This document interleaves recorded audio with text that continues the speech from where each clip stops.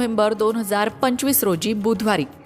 षष्ठी तिथीची सुरुवात तसं तर 25 नोव्हेंबरला रात्री 10:56 होणार आहे आणि ही षष्ठी तिथी समाप्त होणार आहे 26 नोव्हेंबरच्या रात्री 12:01.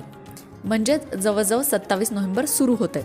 पण चंपाषष्ठी मात्र 26 नोव्हेंबरला असणार आहे, बुधवारी असणार आहे. मार्गशीर्ष प्रतिपदेपासून ते चंपाषष्ठीपर्यंत 6 दिवस खंडोबाचा षडरात्र उत्सव साजरा केला जातो.